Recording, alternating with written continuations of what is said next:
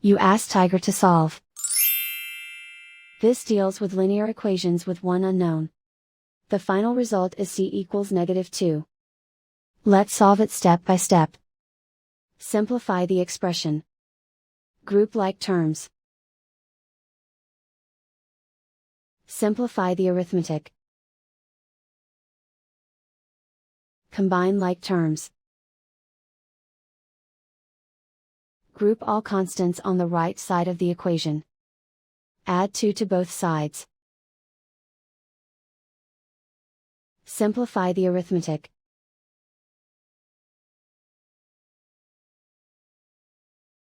Convert the c into a positive number. Multiply both sides by -1.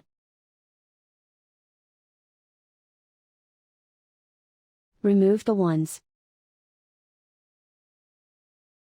Simplify the arithmetic. And so the final result is c equals -2.